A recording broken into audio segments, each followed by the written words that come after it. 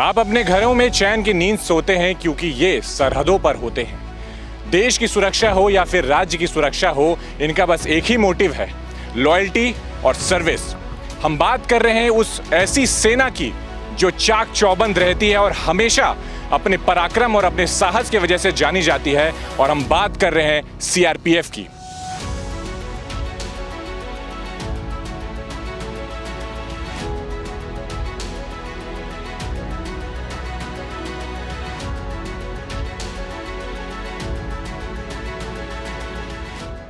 हम मौजूद हैं सीआरपीएफ के 133 बटालियन में, और यहाँ पर आज जो हम देख पा रहे हैं कि यहाँ इंटर बटालियन एथलेटिक कंपटीशन हुआ, और हमारे सारे जितने भी लोग हैं ये सभी खिलाड़ी हैं।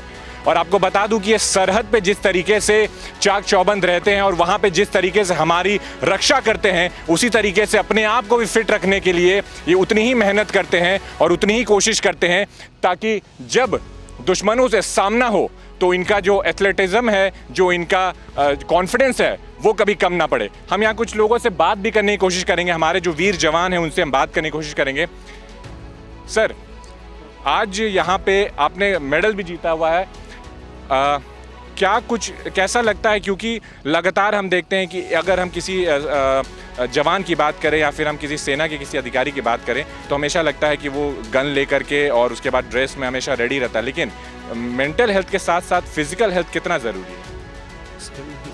Good morning sir. एक देश के जवान होने के नाते उसको अपना जिस प्रकार जिस वो परेड करता है, शपथ लेता है कि मैं एनी टाइम अपने देश की सेवा करूंगा, तो उसको देश की सेवा के साथ साथ उसको अपनी बॉडी फिट रखने का भी कर्तव्य होता है सर। तो बॉडी फिट रखने से उसको खेलना वगैरह बहुत ज़रूरी होता है, इसीलिए ऐसी एक्टिविटी में भाग लेना सर हम बहुत ज़रूरी समझते हैं। ये जो फिजिकल एक्टिविटी आप करते हैं ऐसे कंपटीशन में जब आप पार्ट लेते हैं, तो ये आपको जब आप वॉर फील्ड में होते हैं तब कितना हेल्पफुल? सर ये तब हेल्पफुल तब माना जाता है सर कि जितना हम यहाँ खेल के मैदान में अपना पसीना बहाएंगे, ये तब वहाँ दिख जाता है सर हमें। जितना पसीना हम यहाँ बहाएंगे उतना खून हमारा जो है वहाँ वो कम बहेगा। आपने मेडल भी जीता है, किस किस चीज़ में मेडल जीता है? सर 400 मीटर रनिंग में मैंने गोल्ड मेडल जीता है, 400 मीटर हर्डल में मैंने सिल्वर मेडल जीता है, और हाई जंप में सर मैंने ब्रॉन्ज मेडल जीता है।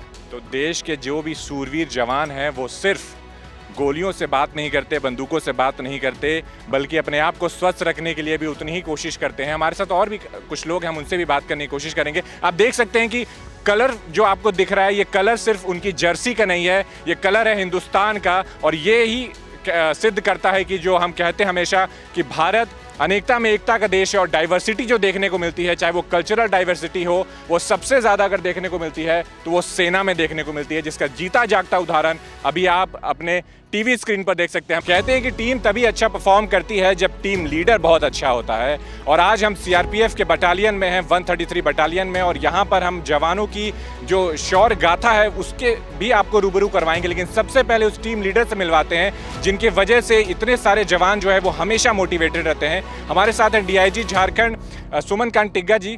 सर, आपसे तो पहले बहुत बहुत शुक्रिया कि समाचार प्लस से आपने बातचीत करी, और ये बताइए कि आज यहाँ पे स्पोर्ट कंपटीशन हुआ है, ये कितना ज़्यादा ज़रूरी होता है? क्योंकि अधिकतर जो हमारे दिमाग में एक छवि बनी रहती है जवान की, वो रहती है कि पूरे ड्रेस में सूटेड बूटेड रहते हैं और देश में हमारी रक्षा करते रहते हैं, ये कितना ज़रूरी? जी नहीं, ऑपरेशंस के साथ साथ खेल कूद में हमको बनाए रखना और अपनी पहचान भी बनाए रखना वो बहुत ज़रूरी है।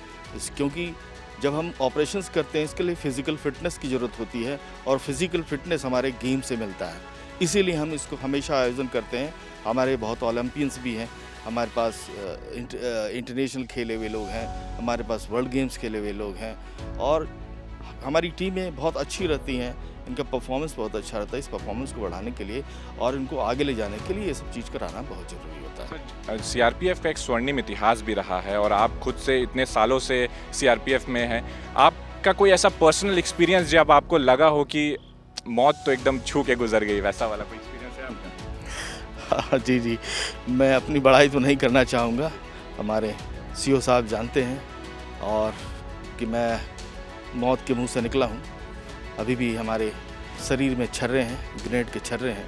जहाँ हमने सिविलियन को बचाया कश्मीर में, उनको बाहर निकाला, और जब ग्रेनेड आया तो सोचा आज ऊपर जाने वाला हूँ सबकी मौत। लेकिन उसके बावजूद आपने अपनी सुरक्षा को ताक पर रख के उस सिविलियन की जान जरूर। ज़रूर, उसी के लिए हम गए थे और इसलिए हम सक्सेस भी हुए। चाहे हमको झेलना पड़ा, हमारे को इंजर्ड होना पड़ा, कोई फ़र्क नहीं पड़ा उससे, क्योंकि हम आगे भी करते हैं। आज भी वही जोश है जो कल भी जोश था। कल भी डीआईजी था मैं, और डीआईजी होकर ऑपरेशंस किया, लीड किया, और मैं चाहता हूँ हमारे जवान भी इससे प्रेरित होकर वो भी करते रहें, बिना डर, बिना हिचक के। सर, हम लोग झारखंड की अगर बात करें तो झारखंड एक लंबे समय तक नक्सल प्रभावित क्षेत्र रहा है और आज भी कई सारे ऐसे ज़िले हैं जहां पे नक्सलियों का कब्जा अभी भी है। सीआरपीएफ का क्या रोल है झारखंड को लेकर के और क्या है मोटिव कि कब तक जो है वो झारखंड है वो नक्सली मुक्त हो जाए? देखिए, इसमें हमारा बहुत ही एक्टिव रोल है।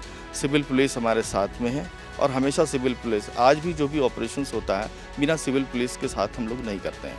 सिविल पुलिस की चाहे एसओजी हो, सिविल पुलिस के पुलिस लोग हों, उनके साथ ही हमारा ऑपरेशन होता है। जब जब हमें सूचना मिलती है हम अपनी कार्रवाई करते रहें और करते रहेंगे जब तक कि नक्सल मुक्त नहीं हो जाएगा।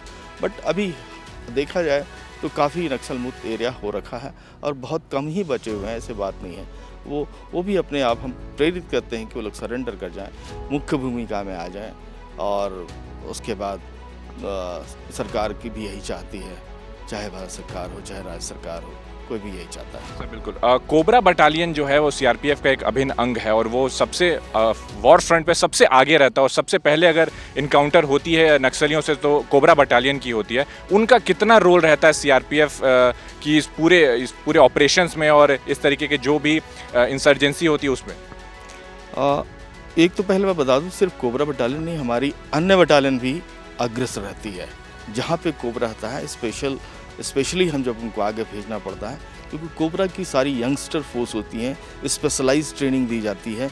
लेकिन आप देखेंगे कि बार ऑपरेशन करते करते हमारी जितने भी बाकी बटालियंस हैं वो लोग भी स्पेशलाइजेशन हो जाता है और वो लोग साथ ही साथ चलते हैं।